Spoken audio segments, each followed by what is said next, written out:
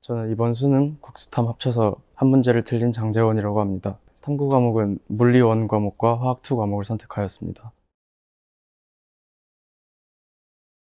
저는 학교를 걸어두고 4월부터 정규반에 들어왔고 반수 비슷한 재수를 하게 된 계기는 작년에 원하던 학과에 아쉽게 떨어지게 되어서 한 번 더 해보겠다고 생각해서 들어오게 되었습니다. 시대인재를 선택한 이유는 일단 홈페이지에서 봤을 때 시설이 좋아 보였고, 시대인재 재수종합반을 다녔던 선배님이 추천을 해주셨고, 그리고 컨텐츠 같은 경우에는 서바이벌이 현재 시중 최고의 실무라고 알려져 있고, 또 현역 때 많은 도움을 받았던 강기원 쌤이 계시기 때문에 시대인재로 오겠다고 생각하게 되었습니다. 저는 이제 서울대 의대를 목표로 공부를 했으니까 서울대 의대에서 저를 입학시키기 위해서 시험을 냈다고 생각을 하고 봤거든요. 시험지를 처음 펼쳐볼 때도 이게 서울대 의대에서 나를 위해서 만들어준 시험지다라고 생각을 했고, 시험을 보는 도중에도 잘 풀리고 있으면 지금 상황실에서 교수들이 지켜보고 있는데 되게 좋아하고 있다, 뭐 이런 식으로 생각을 했습니다. 그래서 이제 수능 보는 내내 자신감을 잃지 않고 볼 수 있었던 것 같고, 수능을 다 보고 나서는 다 맞았다는 확신이 들어가지고 그 자리에서 살짝 울고 나와서 친구랑 채점을 해봤는데 한 문제를 틀렸길래 상당히 기분이 나쁘긴 했습니다. 그리고 마지막에 이제 탐구를 볼 때는 서울대 의대에 관한 생각은 좀 접어두고, 감독관 쌤들이 학교에서 선생님을 하시는 분들인데 그분들이 감독을 끝나고 다시 학교로 돌아갔을 때 자기가 감독했던 학생이 수능 만점을 받았다고 자랑할 수 있게끔 봐야겠다고 생각하고 봤습니다. 보통 친구들이 6평이나 9평 같은 시험에도 잘 보겠다고 마음을 먹어서 전날에 루틴을 관리를 한다든지 지역적인 걸 다시 공부를 한다든지 하는 경우가 많은데, 6평이나 9평은 수능이 아니잖아요. 그래서 6평이나 9평을 아무리 잘 봤다 하더라도 뭐 수능 원서 접수에는 쓸 수가 없고, 내년도 재수학원 들어갈 때나 쓸만한 성적표라고 생각을 하기 때문에 저는 6평, 9평 전에도 딱히 그런 식으로 공부를 하지 않았고, 여러 가지 상황을 실험을 해봐가지고 저에게 가장 잘 맞는 전략을 찾아내는 것이 실무를 될 때 가장 중요했던 것 같습니다. 시대인재를 다니면서 이거 하나는 최고다 싶었던 지점이 학생들의 수준이 매우 높다는 것인데, 고등학교에서 공부를 할 때는 시험을 좀 못 봤다 하더라도 등수가 괜찮게 나와서 제가 잘하고 있다고 생각을 했었는데, 시대인재를 다니면서 조금 삐끗하니까 몇백 등이 내려가고 이러는 걸 보면서 다짐을 새로 하고 마음을 고쳐 잡을 수 있었던 것 같습니다. 저는 일단 재수하면서 거의 모든 공부 시간을 기출문제에 쏟았는데, 특히 수능 직전에도 기출문제만을 풀었거든요. 그래서 그때 서바이벌에 도움을 받았던 게, 수학이나 과탐 같은 경우에는 킬러 문제들을 가장 중요한 포인트가 무엇이었는지 한 문장으로 정리를 했어요. 그래서 포인트를 잡은 다음에 그 포인트를 가지고 있는 서바이벌 문제를 찾아서 다시 풀어보는 식으로 공부를 하였는데, 서바이벌 문제들이 기출에 나왔던 아이디어를 응용해서 낸 문제들이 많다 보니까 기출에 나왔던 아이디어를 또 복습하고 응용하는 데 도움을 많이 줬던 것 같아서 저는 그렇게 활용을 많이 했던 것 같습니다.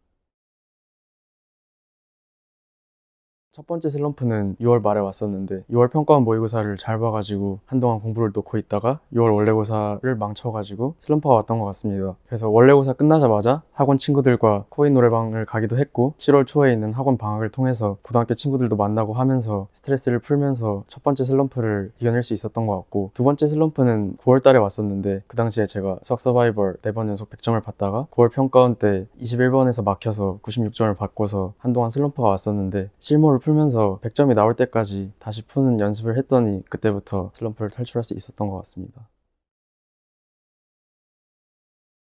저 같은 경우에는 타인이 저한테 필요 없이 간섭하는 걸 되게 싫어하는데, 학교 담임 선생님이나 이런 분들 같은 경우에는 사정이 있었음에도 불구하고 그걸 모른 채 계속 간섭을 하시고 하는 게 마음에 안 들었는데, 시대인재에서 담임쌤이 없는 대신 학습 매니저 쌤이 있어가지고 평소에 원치 않는 간섭을 받지 않으면서도 조언이 필요할 때는 쌤들한테 가서 고민을 털어놓고 할 수 있어서 되게 좋았던 것 같습니다.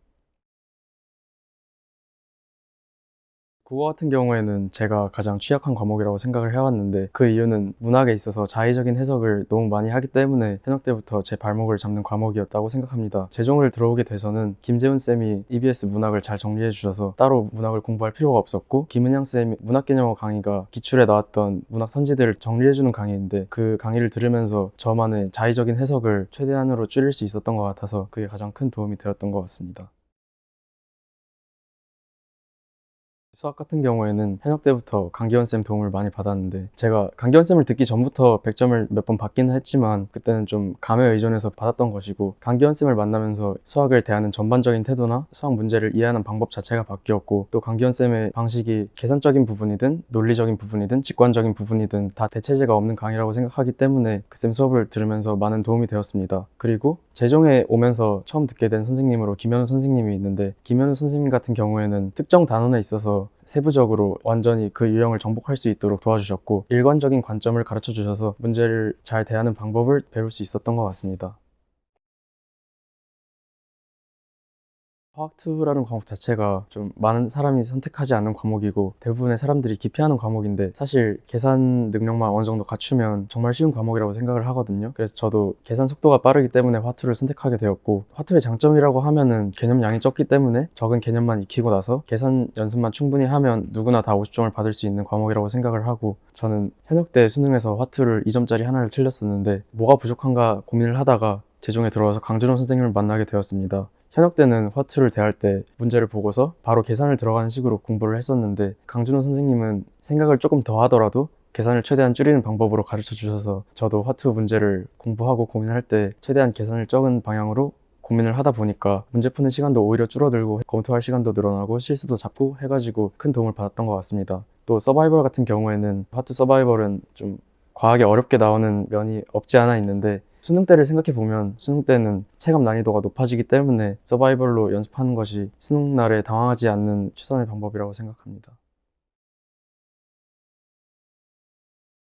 먼저 이제 재수를 시작하려고 하는 후배들에게 조언을 해주자면 재수를 너무 딱딱한 것이라고 공부만 해야 되는 것이라고 생각하지 말고 저 같은 경우에도 9월, 10월이 돼도 학원 외출증을 끊고 PC방을 간다든지 하는 경우가 많았는데 스트레스를 해소를 적절하게 해줘야 된다고 생각을 하기 때문에 공부랑 스트레스 해소하는 거를 적절하게 배분을 하셨으면 좋겠고 두 번째로는 평소 모의고사 점수에 크게 연연하지 마시고 실험적으로 임하셨으면 좋겠습니다. 마지막으로 시대 재정에 오신다면 콘텐츠도 당연히 좋고 강사들도 좋으며 그런 강사들을 줄을 서지 않고 교실에서 바로 들을 수 있고 또 마지막으로 정말 뛰어난 친구들과 경쟁을 할 수 있어서 오신다면 좋을 것 같습니다.